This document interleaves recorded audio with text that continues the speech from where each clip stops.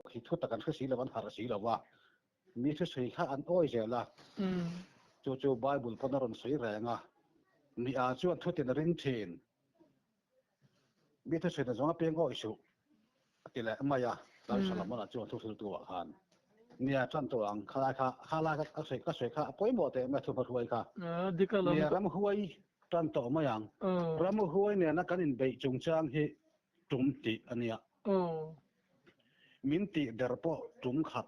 ania tum ni velania asang pun sang sang ani ta akum le atha akum adanga atha adanga le kha nia sei vek sen to ni lawanga tum khat chu lo kan na ya mat kama kwan chuan si po ka khe ve ngai si lawa te chuanin ke ni chuanin chempui te kan silai te kan fei te ni maya tam take chu adika dikin pasal tha ni mi ro te poi silai ni chuanin sei pa in sei pasal tha chop mai maya piang mai hi min ngai kha pe vak lawa to ni mi lovin chu wangin chempui ne na ram vachal hi ke chu ram vachal ka te ya fei te chu wangin fei te ne na te nga ho hi chuanin mi thu sei ko lo ni lovin a chan chu mi tam so kana an oi turin hei hi karon huam za bani mi kheng chu hei imanin fak chop chi kan tam khopa manin fak chop mai ton bak bel chat kha ve lo na chi pol zor an suyang maya kha ve lo na chuanin in sui huation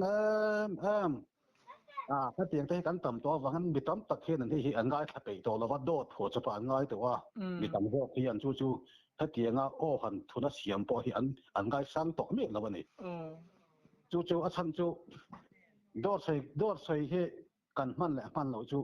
an khawat kan chen kan khua le veng ten chu kan mi ania tuna ka sei chu dot ni mi lo ania a kha ve lo chu kan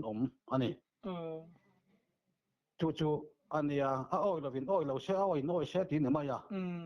ram hui te chu kan kha wanga mi zo rama te chuan mi zo te chuan ma se kha ka hlau em wanga ron soi tur kan ni lawa mi dang pon an kha ve tho wanga an soi lo te pon amanga